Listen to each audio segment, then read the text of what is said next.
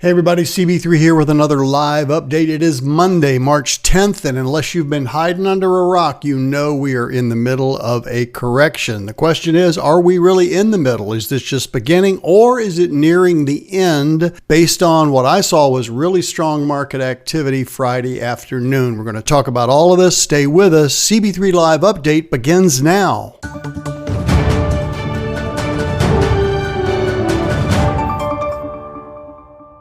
As I said at the start of the program, we all know we're in a drawdown. A drawdown is any time you are not at the peak value of your investment account. So as far as indices go, the S&P 500 has experienced a 6.1% drawdown from its all-time high of 6144 hit on February 19th, just 6 weeks ago. It's not a surprise when this happens. Those of you that have been with me for years, decades, know that this is just normal market behavior. Every time this happens, there's always something that causes it. It might be technical, it could be geopolitical, it could be financial, it could be a medical emergency like COVID. So what has caused it? The number one thing, tariff policy uncertainty, and I'm going to cover this extensively this coming Thursday night on CB3 Live, which is my monthly show every second Thursday. The Trump administration had an abrupt imposition of a 25% tariff on Chinese goods and Canada and Mexican goods. Some of these were imposed and then they were withdrawn. So right now it's a state of flux. By the time you hear this, the tariffs might be back on for both Mexico and Canada. But it's that uncertainty that causes angst in the market because it harks back to what happened in 2018-29 in that trade war, which directly impacted 15% of all U.S. imported goods.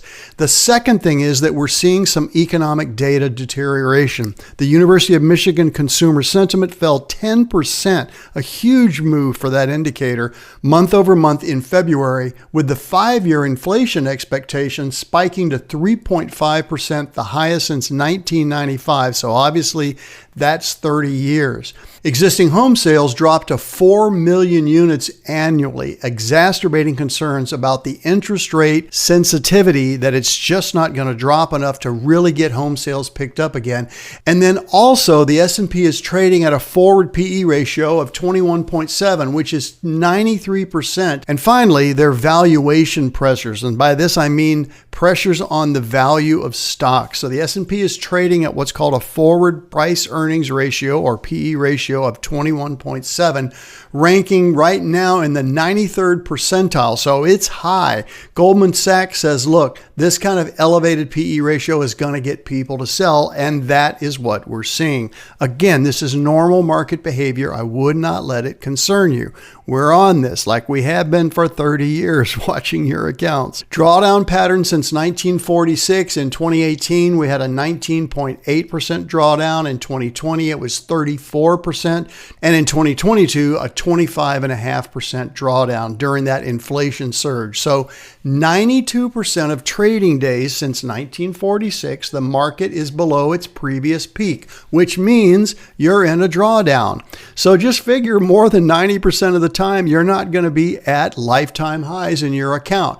That's okay. Different sectors are affected here. So the semiconductors are down 18% from their high, the small cap Russell down 15%, utilities only down 3%, and energy is actually up. So for many of you, you not only have a CG account, but you have a GI account. That's growth and income. And that is a more conservative account and is actually beating the S&P this year. It wasn't last year at the end of the year because the market was so strong. But when market turbulence happens, GI comes to the forefront. So if you don't have a GI account and you want to talk about it, CB3 at cb3.com. You guys know how to reach me. So despite CPI cooling to 3% in February, the core services inflation numbers remain high, stubbornly high at 4.1. The Federal Reserve minutes said, look, as long as this is in place, we will not be cutting rates. And of course, the market wants to see lower rates. It's just not in the outlook right now. Corporate earnings outlook, though, still pretty strong, growth of 5 to 7%,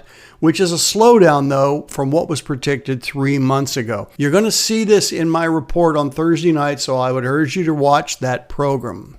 We're also seeing investor behavior sentiment dropping. So net sellers of equities, 42 billion more sold in February than bought. Retail investors, options volume hit record highs, meaning they're speculating. And when that happens, generally the market is overbought, and that's also contributing to this pullback. So what am I seeing for the next 6 to 8 months? The bullish case is a 60% probability of range-bound trading. There's a 25% probability of a technical breakdown. Now, we've had, as I said earlier, about a 6% pullback now, which is nothing. You guys were here in 2022 and in 2008, 2009. This isn't going to be a surprise to you. The bull case is about 15%. So it's going to need some help from the Federal Reserve to actually see this bull market continue within the next 90 days. Now, range-bound trading is not bad. We'd like to see that. The weaker stocks will get shaken out. We've already had that happen in CG and GI, and I am just fine with weak stocks getting shaken out, and then I go to my bullpen and I replace it with stronger stock. All right, guys, so let's review where we are. The current S&P 500 drawdown is 6.1%. Not a big deal. It's reflecting a healthy consolidation after the S&P's 23.3 surge in 2024. As you know, CG outperformed the S&P last year. So while risk from tariffs and policy uncertainty persists, the absence of systemic leverage, that's household debt, etc., suggests that this is a limited contagion pullback. That's the way I'm seeing it for now. I'll have more for you on Thursday night. Thanks for listening. Be sure to join us then. CB3 Live Update. We'll see you next time, and we will see you Thursday night for CB3 Live.